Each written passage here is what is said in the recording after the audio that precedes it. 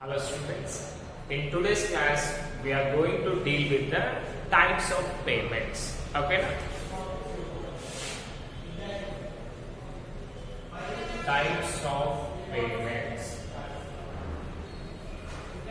So already మనం discuss చేసాం what మనకి డిపాజిట్స్ ఎలా తీసుకుంటుంది బ్యాంక్స్ ఫంక్షన్స్ ఆఫ్ బ్యాంక్ లో చూసుకుంటే డిపాజిట్స్ ఎలా తీసుకుంటుంది అండ్ లోన్స్ ఎలా ఇస్తుంది అని చూసుకుంటాం కదా. అలాగే మనకి ఇప్పుడు ప్రజెంట్ సిచ్యువేషన్ చూసుకుంటేనన్నా మన ఇండియన్ గవర్నమెంట్ ఏం చేస్తాం, టోటల్లీ డిజిటల్ ఇండియా చేయాలి అనేది మన మోడీ టార్గెట్ కదా. అతని గోల్ వచ్చేసి డిజిటల్ ఇండియా చేయమని అంటున్నాడు. Digital India means what? First everything కూడా పర్సన్ టు పర్సన్ మీట్ కాకుండా it will be faceless, paperless. ఓకేనా? Faceless, paperless and cashless.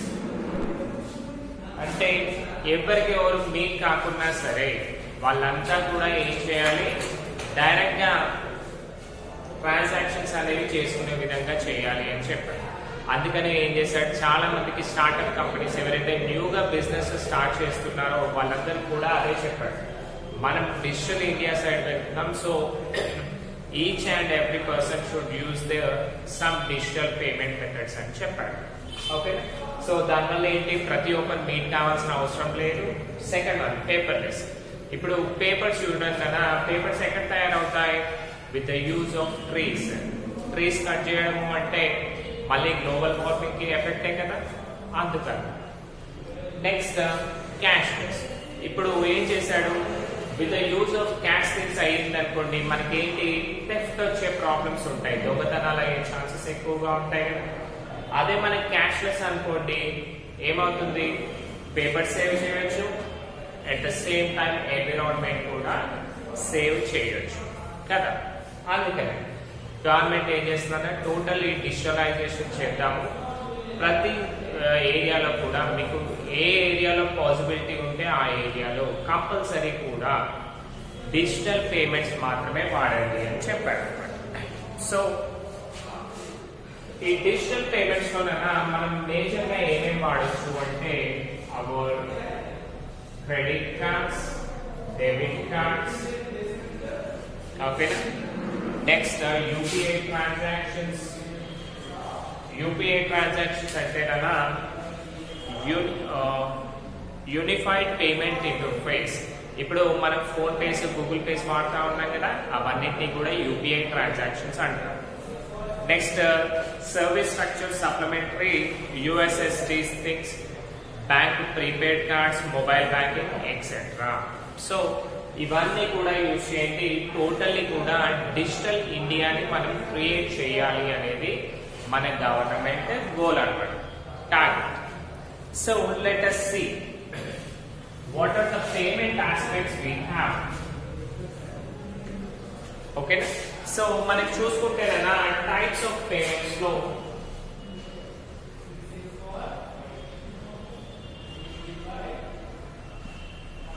this is the types of payments.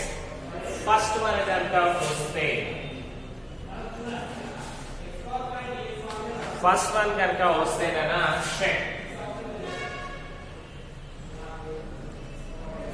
So what do you mean by check? So ఇంతకు ముందునన్నా ఏదైనా business transaction చేసామనుకోండి, compulsory కూడా ఏం చేసేవాళ్ళు, పర్చేజర్ అండ్ సెల్లర్. ఓకేనా? సెల్లర్ అండ్ కస్టమర్ అనుకోండి, సెల్లర్ అండ్ కస్టమర్స్ ఇద్దరు మీట్ అయ్యేవాళ్ళు ఫస్ట్ థింగ్, అండ్ వాళ్ళు క్యాష్ ఎక్స్చేంజ్ చేసుకునేవాళ్ళు కదా. బట్ ఇప్పుడు మనకి డిజిటల్ పేమెంట్ మెథడ్ లో ఏం చెప్పాడన్నా, మనకి క్యాష్ ఎక్కువ వాడకపోవడమే బెటర్ అని చెప్పాడు. ఇంకొకటి ఏమవుతుందనా అంటే check, it is a document which orders a bank to pay a particular amount of money to the person's account. So ఇక్కడ చూడండి, యాజ్ ఎ బిజినెస్ మ్యాన్ అతను చాలా బిజీగా ఉన్నాడు. అతను ప్రతి ఏరియాకి వెళ్ళి డబ్బులు ఇవ్వాల్సిన సిచ్యువేషన్ ఉందనుకోండి, పాసిబుల్ అవుతుందా? కాదు. అందుకనే అతను ఏం చేస్తాడు అంటే చెక్ ఇస్తాడు. అంటే అతని రిప్రజెంటేషన్ గా ఆర్డర్ చేసినట్టుగా బ్యాంకుకి చెప్తాడు. సో ఈ చెక్ లో ఏమేమి డీటెయిల్స్ ఉంటాయి అంటే ఎవరికి ఆ పర్సన్ పే చేయాలి అనుకుంటున్నాడు, ఓకేనా, డబ్బులు ఏ రోజు పే చేయాలి అనుకుంటున్నాడు, డేట్ రాస్తారు. నెక్స్ట్ ఎంత అమౌంట్ ఇవ్వాలి అని చెప్పడానికి అమౌంట్ రాస్తారు. ప్లస్ ఎవరు ఆథరైజ్ చేశారు అంటే ఆ చెక్ ఎవరిది, అతను ఒప్పుకున్నాడా లేదా అనేది లీగల్ డాక్యుమెంట్ లా ఉంటుందనా. సో ఈ చెక్ ఇవ్వడం వల్ల ఏంటి అంటే ప్రతి ఒక్కరు డైరెక్ట్ గా మీట్ కావాల్సిన అవసరము ఉండదు. డైరెక్ట్ గా మీట్ కాకుండా సరే జస్ట్ ఇప్పుడు గివర్ ఉంటాడు కదా, ఎవరైతే డబ్బులు పే చేయాలో వాళ్ళు డైరెక్ట్ బ్యాంకుకి వెళ్ళి విత్డ్రా చేయాల్సిన అవసరము ఏమీ ఉండదు అన్నమాట. జస్ట్ అతని తరఫున అతను చెక్ ఇచ్చాడు అనుకోండి, ఆ బ్యాంక్ ఏం చేస్తుంది, ఆ బ్యాంక్ హోల్డరే ఈ పర్మిషన్ ఇచ్చాడు అని చెప్పేసి ఎవరికైతే డబ్బులు ఇవ్వాలో వాళ్ళకి ఇచ్చేస్తున్నారు. సో దీనివల్ల మనకి మెయిన్ బెనిఫిట్స్ ఏంటంటే with the use of checks theft problems అయ్యే ఛాన్సెస్ చాలా తక్కువగా ఉంటాయి. ఇప్పుడు చూడండి, మనము ఎవరికైనా 10 లక్షలు ఇవ్వాలి అనుకోండి, మనం వెళ్తుంటే ఏం కావచ్చు, వేరే వాళ్ళకు దొంగ వాళ్ళకి తెలిసి ఏం చేయొచ్చు, మన పైన అటాక్ చేసే ఛాన్సెస్ ఉంటాయి కదా. కానీ వేరే చెక్ ఇచ్చామనుకోండి, చెక్ ఇస్తే ఏమవుతుందనా, మనం ఎవరి నేమ్ పైన చెక్ డ్రా ఇస్తామో వాళ్ళు మాత్రమే ఆ డబ్బులు తీసుకునే రైట్స్ ఉంటాయి కదా. దీనివల్ల ఏంటి, మనకు థెఫ్ట్ ప్రాబ్లమ్స్ అనేవి తక్కువ అవుతాయి. సెకండ్ థింగ్, మీరు ఎంత అమౌంట్ కావాలి అనుకుంటే అంత అమౌంట్ చెక్స్ పైన రాయొచ్చు, ఓకేనా. ఇప్పుడు చూడండి, మన పర్సనల్ చెక్స్ ఉన్నాయనుకోండి, దాంట్లో మాక్సిమం లిమిట్ వచ్చేసి 10 lakhs ఉంటుంది, ఓకేనా.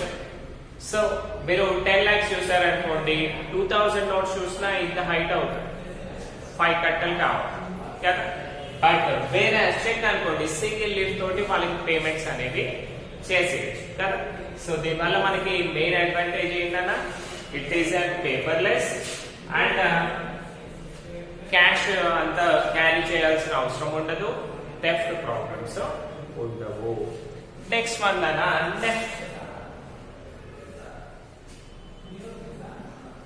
This is the second type of payment అన్నా నెఫ్ట్ అంటే net electronic fund transfer. So ఈ నెఫ్ట్ ఏం చేస్తుందనా అంటే మనము డైరెక్ట్ గా ఒక బ్యాంక్ అకౌంట్ నుంచి ఇంకో బ్యాంక్ అకౌంట్ కి పంపించాలి అనుకోండి, ఈ నెఫ్ట్ ట్రాన్స్ఫర్ అనేది మనం చేస్తాము. ఇక్కడ చెక్ లో ఏం చేసాము, ఎవరికైనా డబ్బులు పే చేయాలి అంటే వాళ్ళకి ఒక పేపర్ ఇచ్చాము, అంటే చెక్ లీఫ్ ఇచ్చాము. బట్ ఇక్కడ నెఫ్ట్ లో ఏమవుతుందన్నా, వన్ బ్యాంక్ అకౌంట్ నుంచి అనదర్ బ్యాంక్ అకౌంట్ కి డబ్బులు పంపించాలి అనుకోండి, మళ్ళీ మనం బ్యాంక్ వెళ్ళడం ఇవన్నీ జరుగుతాయి కదా, రైట్.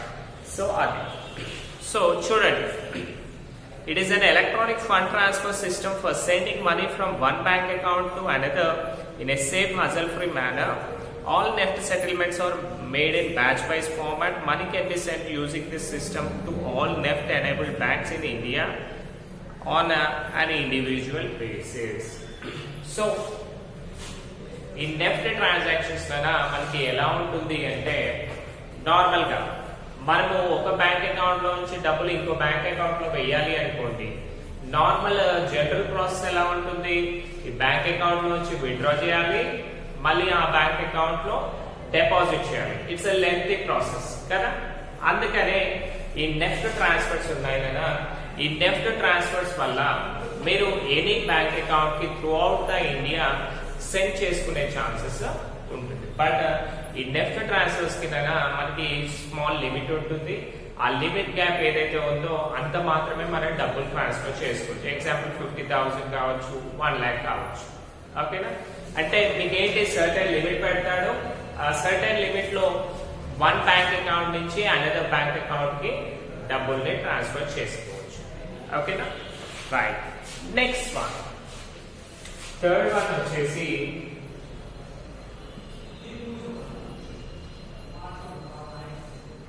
ఆర్టీజీఎస్. ఆర్టీజీఎస్ అంటేనా real time gross settlement. Okay, real time gross settlement ఇది ఏం చేస్తుందన్నా అంటే through which the money is sent in real time without any delays The electronic fund transfer system allows money to send remitter to immediately pay the beneficiary gross amount. Right. So ఇక్కడ ఏమైంది మనకి NEFT transfer లో minimum amount cap ఉంది, అంటే minimum amount మాత్రమే send చేయాలి అని చెప్పారు. And that to be only certain times లోనే మాత్రము నడుస్తుంది. బట్ ఈ ఆర్టీజీఎస్ ట్రాన్స్ఫర్ ఏంటని అంటే దీంట్లో మనకు బిగ్ అమౌంట్స్ ని పంపించుకోవచ్చు అనమాట. ఓకేనా, big amounts to collect some important right. So ఈ ఆర్టీజీఎస్ లో ఏంటంటే మనము ఐఎఫ్ఎస్సి కోడ్ అని ఉంటుంది, బ్యాంకింగ్ కోడ్ ఉంటుంది, IFSC code, bank account name, ఎవరి పేరు పైన బ్యాంక్ అకౌంట్ ఉంది ఆ అకౌంట్ నెంబర్ అవన్నీ కూడా తీసుకోవాలి. తీసుకొని వాళ్ళకు ఎంత అమౌంట్ కావాలి అంటే అంత అమౌంట్ ని పంపించుకోవచ్చు. అంటే 2 lakhs, 3 lakhs, 4 lakhs అలా. ఇంకోటి based on the transaction charges కూడా పడే ఛాన్సెస్ ఉంటాయి. సో దీనివల్ల ఏమవుతుందనా, ఈ నెఫ్ట్ లో ఏంటి అంటే నెఫ్ట్ లో ఏంటి అంటే బ్యాచ్ వైజ్ ఉంటుంది. అంటే ఒక నెఫ్ట్ ట్రాన్స్ఫర్ అయిపోయాక ఇంకో నెఫ్ట్ ట్రాన్స్ఫర్ యాక్సెప్ట్ అవుతా ఉంటుంది. బట్ ఇక్కడ ఏంటి ఆర్టీజీఎస్ లో real time gross settlement process, real time gross settlement లో మనం ఇన్స్టాంట్ గా సెండ్ చేయొచ్చు. ఓకేనా, ఇన్స్టాంట్ గా సెండ్ చేయొచ్చు. అంటే ఒక్కొక్క టైం అంటే అమౌంట్ ఎంటర్ చేయగానే వెళ్ళిపోతుంది అన్నమాట. ఇప్పుడు మనకి ఫోన్ పే, గూగుల్ పేస్ అవుతున్నాయి కదా అలాగా. సో ఇవన్నీ కూడా ఆల్రెడీ మనకి ఉన్నాయి. బట్ మనం ఏంటి అన్ని కూడా డిజిటల్ పేమెంట్స్ అంటే ఆల్రెడీ మనం అడ్వాన్స్ లో ఉన్నాము. అకార్డింగ్ టు టెక్స్ట్ బుక్స్ ఇది చెప్తున్నాము. ఓకేనా, సో ఆర్టీజీఎస్ లో ఏంటి real time gross settlement, 2 lakhs, 3 lakhs అలా ఎంతైనా పంపించుకోవచ్చు. నెఫ్ట్ లో మనకి ఆ ఛాన్సెస్ ఉండవు. సో దీంట్లో ఏమేమి చేయాలి మనము, beneficiary name, IFSC code and account number. So ఇవన్నీ కూడా ఎంటర్ చేయాలి. అవన్నీ ఎంటర్ చేశాక వాళ్ళ అకౌంట్ లో డబ్బులు ట్రాన్స్ఫర్ అవుతాయి. So what are the things, ఇప్పుడు మనం difference between NEFT and RTGS చూసామనుకోండి. సెటిల్మెంట్ చూసుకుంటేనా NEFT transaction settled in batches. So NEFT లో ఏమవుతుంది బ్యాచ్ వైజ్, ఒక నెఫ్ట్ ట్రాన్సాక్షన్ అయిపోయాక ఇంకొక పర్సన్ నెఫ్ట్ ట్రాన్స్ఫర్ అవుతుంది. బట్ ఆర్టీజీఎస్ లో ఏంటన్నా ట్రాన్సాక్షన్ సెటిల్డ్ ఇండివిజువల్ వి, అంటే ఎవరికి వాళ్ళే ట్రాన్స్ఫర్ చేస్తారు కాబట్టి డైరెక్ట్ గా సెటిల్మెంట్ అనేది అయిపోతుంది. Next RTGS timings, settle on an hourly basis during banking working hours. So banking working hours అంటేనా మనకి బ్యాంక్ ఎప్పటి నుంచి ఎప్పటి వరకు ఉంటుంది, జనరల్ గా 10 నుంచి 4 వరకే ఉంటుంది. ఈ నెఫ్ట్ ట్రాన్స్ఫర్స్ ఏంటి అంటే బిట్వీన్ దట్ టైమ్ ఓన్లీ, అంటే 10 నుంచి 4 వరకే మాత్రమే ఈ నెఫ్ట్ ట్రాన్సాక్షన్స్ అనేవి జరుగుతాయి, తర్వాత జరగవు. Processing immediately in real time. So ఈ ఆర్టీజీఎస్ కూడా సర్టెన్ టైమ్స్ ఉంటాయి, అంటే బ్యాంకింగ్ అవర్స్ ఉంటాయి. బట్ ఇక్కడ ఏంటి అంటే డైరెక్ట్ గా ఇమీడియట్ గా వెళ్ళిపోతుంది. ఈ నెఫ్ట్ లో ఏంటి అంటే బ్యాంక్ వాళ్ళే చేస్తారు అండ్ వాళ్ళు ఏం చేస్తారన్నా ఫస్ట్ ఉన్న కస్టమర్ కి ఫస్ట్ ఇంపార్టెన్స్ ఇస్తారు కదా అలా. బట్ ఈ ఆర్టీజీఎస్ ఏంటి ఇన్స్టాంట్ గా ఇండివిజువల్ గా ఉంటుంది కాబట్టి ఇమీడియట్ పేమెంట్స్ జరుగుతాయి. Next transaction amount, no minimum limit but has a maximum limit. So NEFT transfer లో చూసుకుంటే మీకు మినిమం అమౌంట్ ఎంత అని ఏమీ లేదు, కానీ మాక్సిమం ఒక లిమిట్ మాత్రం పెడతాడు. 50,000 1 lakh లిమిట్ ఉంటుంది. ఆ లిమిట్ లోపు మాత్రమే మనం నెఫ్ట్ ట్రాన్స్ఫర్ చేయొచ్చు, దానికంటే ఎక్సెస్ అవుతే చేయడానికి పాసిబిలిటీ ఉండదు. ఇక్కడ చూడండి అన్న ఆర్టీజీఎస్, మీరు ఆర్టీజీఎస్ ట్రాన్స్ఫర్ చేయాలి అంటే మినిమం 2 lakhs అమౌంట్ ఉండాలి. 2 lakhs అమౌంట్ అబౌవ్ ఉంటే మాత్రమే మీకు ఆర్టీజీఎస్ ట్రాన్స్ఫర్ చేయడానికి ఛాన్సెస్ ఉంటుంది. ఇది మోస్ట్ ప్రాబబ్లీ నేను బిజినెస్ పీపుల్ చేస్తారు. వాళ్ళు చూడండి ఒక్కోసారి 50 lakhs, 1 crore, 2 crores ఇట్లా చాలా చాలా అమౌంట్ చేస్తారు కదా, అవన్నీ కూడా ఆర్టీజీఎస్ నుంచే జరుగుతాయి. ఓకేనా. నెక్స్ట్ నో అప్పర్ సీలింగ్, అంటే 2 lakhs అబౌవ్ మీరు అన్లిమిటెడ్ అమౌంట్ అయినా మీ దగ్గర ఎంత క్యాష్ ఉంటే అంత ట్రాన్స్ఫర్ చేసుకోవచ్చు. బట్ నెఫ్ట్ లో మాత్రము 50 to 1 lakh వరకు మాత్రమే ట్రాన్స్ఫర్ చేయొచ్చు. Next last one, value. NEFT meant for లో అండ్ మీడియం రేంజ్ ట్రాన్సాక్షన్స్, అది ఆల్రెడీ డిస్కస్ చేశాం కదా. చిన్న చిన్న ట్రాన్సాక్షన్స్ వరకు మనము నెఫ్ట్ ట్రాన్స్ఫర్ చేయొచ్చు. RTGS meant for higher value transactions, 2 lakhs above ఏవైతే ఉన్నాయో వాటికి మనము ఆర్టీజీఎస్ ట్రాన్స్ఫర్స్ చేస్తాము. అండ్ లాస్ట్ వన్ అలా immediate payment services.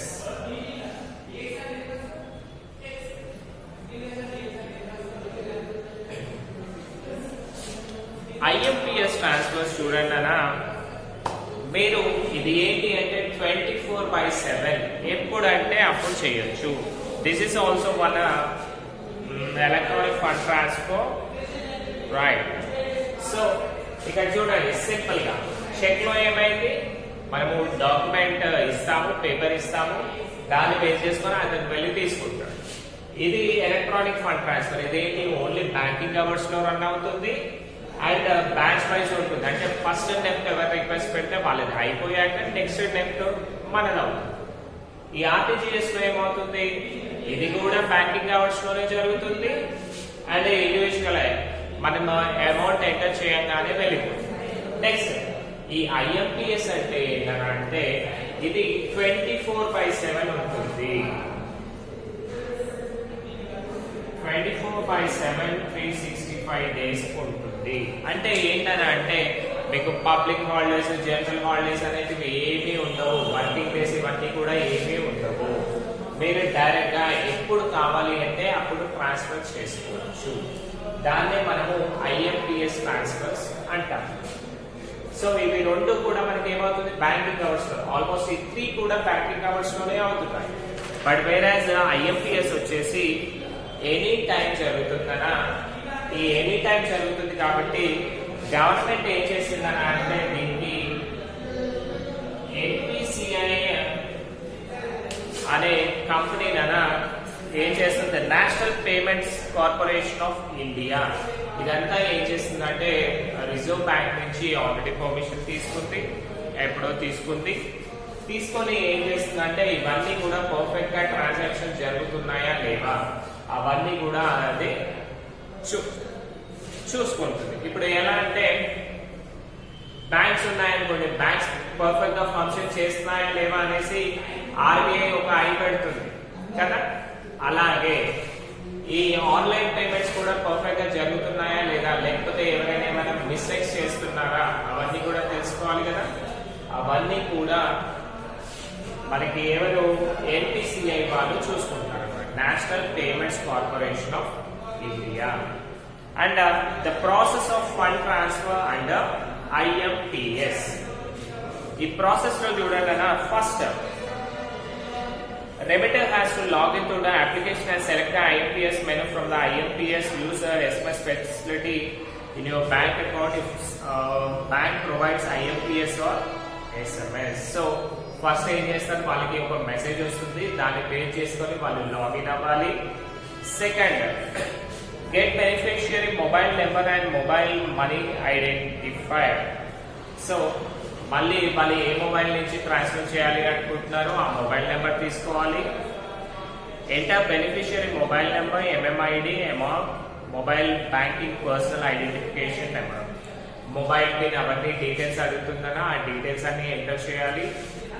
Next, await confirmation SMS from debit in remittance account and credit in the beneficiary account. So అవన్నీ details enter చేశాక వాళ్ళు ఏం చేస్తారన్నా, మీ డబ్బులు కట్ అయ్యాయి అని మనకు మెసేజ్ వస్తుంది, వాళ్ళకు క్రెడిట్ అయ్యాయి అని వాళ్ళకు మెసేజ్ వస్తుంది. Next, note the transaction reference number for any future enquiries. So మళ్ళీ అవన్నీ పర్ఫెక్ట్ గా వెళ్ళాయా లేవా అని తెలుసుకోవాలి కదా. అందుకని ఫ్యూచర్ ఎంక్వైరీ పర్పస్ ఆ ట్రాన్సాక్షన్ డీటెయిల్స్ మన దగ్గర ఉంచుకుంటే, ఎందుకంటే ఒకవేళ వాళ్ళకి మాకు డబ్బులు రాలేదు అన్నారు అనుకోండి, దాట్ ఈస్ అ రిస్క్ కదా. అందుకని వాళ్ళ ఫ్యూచర్ రిఫరెన్సెస్ కోసం ఏం చేయాలి, ట్రాన్సాక్షన్ ఐడీస్ ని దాచిపెట్టుకొని ఉండాలి, రైట్. నెక్స్ట్ లాస్ట్ వల్ల ఫిఫ్త్ వన్ పేమెంట్ వాలెట్స్.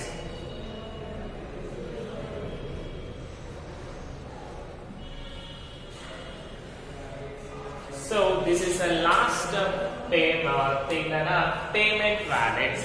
ఇప్పుడు మనం డిజిటల్ ఇండియా అని చెప్తున్నాం కదా, దాంట్లో maximum part each and every common person use చేసే యాప్ ఏదైతే ఉందో దాన్ని మనము పేమెంట్ వాలెట్స్ అంటాం.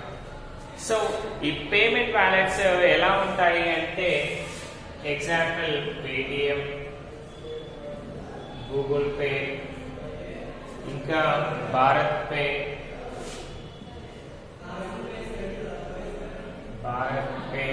ఎస్బీఐ యోనో, ఇంకేమున్నాయి కదా PhonePe, this all are the things. So ఇదేంటనా అంటే ఒక చిన్న సాఫ్ట్వేర్ సొల్యూషన్. ఈ సాఫ్ట్వేర్ ఏం చేస్తుంది అంటే పేమెంట్స్ అండ్ రిసిప్ట్స్ ఇవన్నీ కూడా ఇన్స్టాంట్ గా చేస్తుంది. అంటే ఒక స్మాల్ సాఫ్ట్వేర్ యూజ్ చేసిన మనం ఏం చేస్తామంటే మన మొబైల్స్ ఉంటాయి కదా, స్మార్ట్ మొబైల్స్ ఉంటాయి కదా, అందులో వాళ్ళ డీటెయిల్స్ అన్ని కూడా ఉంటాయి. ఆల్రెడీ వాళ్ళ బ్యాంక్ డీటెయిల్స్ అవన్నీ కూడా ఫస్ట్ రిజిస్టర్ అయినప్పుడు ఎంటర్ చేసేస్తారు. నెక్స్ట్ మనం పేమెంట్ చేయాలి అంటే ఏంటంటే రిసీవర్ కి ప్లస్ గివర్ కి బోత్ ద పార్టీస్ కి సేమ్ టైప్ ఆఫ్ యాప్ ఉండాల్సి ఉంటుంది. ఇవి మనం ఏం చేయొచ్చు, almost each and every day చేయొచ్చు. జస్ట్ లైక్ ఐఎంపిఎస్ అనుకుంటాం కదా 24/7, ఇవి కూడా అలాగే ఉంటాయి. సో ఇవేంటి అంటే బ్యాంక్స్ కూడా వాళ్ళ కస్టమర్స్ ప్రతిరోజు రావడం ఇబ్బందే కదా, అందుకనే వాళ్ళు కూడా ఏం చేస్తున్నారు కదా ఈ పేమెంట్ వాలెట్స్ ఇస్తున్నారు అన్నమాట.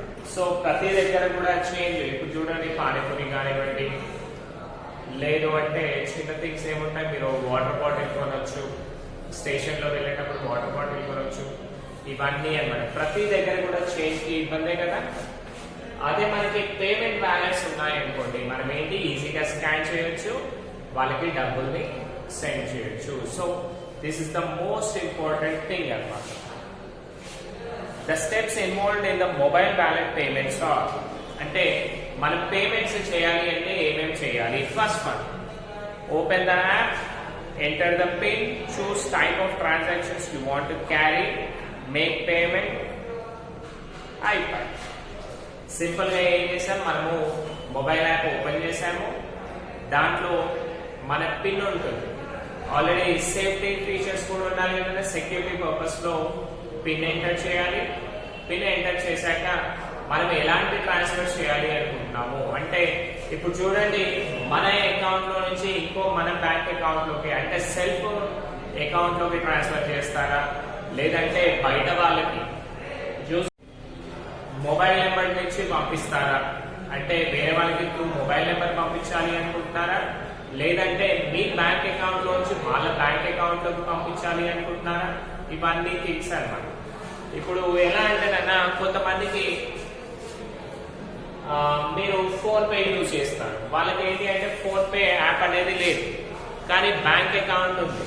సో అలాంటి టైంలో ఎలా సెండ్ చేయాలి అంటే ఫస్ట్ మీరు ఏం చేయాలంటే ఫోన్ పేలో నుంచి అకౌంట్ ఐఎఫ్ఎస్సి కోడ్ అవన్నీ కూడా డీటెయిల్స్ అడుగుతుందా, సెండ్ మనీ టు అకౌంట్ అని కొట్టారనుకోండి, దాంట్లో డీటెయిల్స్ అన్ని ఇస్తారు. ఆల్మోస్ట్ మనకి ఆర్టీజీఎస్ లో ఇచ్చారు కదా, బెనిఫిషియరీ నేమ్, మనం ఎవరికి పే చేయాలో వాళ్ళ నేమ్ ఇస్తుంది, ఐఎఫ్ఎస్సి కోడ్ బ్యాంక్ కోడ్ రాయాలి, అకౌంట్ నెంబర్ ఎంటర్ చేయాలి, చేసి వాళ్ళకి ఎంత అమౌంట్ అయితే పంపించాలి అనుకుంటున్నామో ఆ అమౌంట్ ని పంపించవచ్చు. దాట్ టు బి ఇన్స్టాంట్ గా జరిగిపోతుంది. ఓకే, సో ఇంకొకటి అలా ఈ పేమెంట్ వాలెట్స్ లో మాక్సిమం ఆఫ్ 99,000 ఆర్ 1 lakh వరకు మాత్రమే మీరు ఈచ్ డే ట్రాన్స్ఫర్ చేయగలుగుతారు. దానికి బియాండ్ గా చేయడానికి పాసిబిలిటీ లేదు. ఓకేనా, because this is my personal experience కదా. మీరు 1 lakh కి ఒక 1 rupee కూడా ఎక్సెస్ పంపించేంత ఛాన్సెస్ ఉండవు. అదే మీరు బ్యాంక్ ఏటీఎంస్ తీసుకున్నారనుకోండి, అది 30 to 40,000 ఉంటుంది. ఆ రేంజ్ లో మాత్రమే మీరు విత్డ్రా చేసే కెపాసిటీ ఉంటుంది, దానికి బియాండ్ చేయలేము. So these are the things అన్న today's topic, types of payments. Simple గా చూసుకుంటే ఏంటి, check it is a document. So ఇక్కడ ఏం చేస్తాము, ఎవరికైతే మనం డబ్బులు పే చేయాలో వాళ్ళకి క్యాష్ ఇవ్వకుండా ఒక చెక్ లీఫ్ ఇస్తాము, అతను వెళ్ళి డైరెక్ట్ గా బ్యాంక్ లో మన నేమ్ పైన డబ్బులు తీసేసుకుంటాం. సెకండ్, నెఫ్ట్ అంటే ఏంటి, ఇది బ్యాంకింగ్ అవర్స్ లో వర్క్ చేస్తుంది, బ్యాచ్ వైజ్ ఉంటుంది. అంటే ఫస్ట్ నెఫ్ట్ రిక్వెస్ట్ ఎవరు పెడితే వాళ్ళకి ఫస్ట్ ట్రాన్స్ఫర్ చేస్తారు, ఆ తర్వాత అకార్డింగ్ టు సీరియల్ నెంబర్స్ మనకి ట్రాన్స్ఫర్ చేస్తారు. ఆర్టీజీఎస్ ఏంటన్నా, మీరు రిక్వెస్ట్ పెట్టినా ఇమీడియట్ గా ట్రాన్స్ఫర్ చేస్తారు. అండ్ దీంట్లో ఏంటి, మీరు 2 lakhs అండ్ అబోవ్ అమౌంట్ మాత్రమే నెట్ ట్రాన్స్ఫర్ చేయొచ్చు, దానికి బిలో చేయడానికి పాసిబిలిటీ లేదు. దానికి బిలో అంటే నెఫ్ట్ చేయాల్సి వస్తుంది. నెక్స్ట్ ఐఎంపిఎస్, ఇవి 3 ఏంటి అంటే మనకి బ్యాంకింగ్ అవర్స్ లో రన్ అవుతాయి కదా. బట్ ఈ ఐఎంపిఎస్ ఏంటన్నా 24/7 మీరు ఎప్పుడు కావాలి అంటే అప్పుడు ఈ ఐఎంపిఎస్ ట్రాన్స్ఫర్ చేసుకోవచ్చు. లాస్ట్ వన్ పేమెంట్ అని, ఇదేంటన్నా వన్ స్మాల్ సాఫ్ట్వేర్.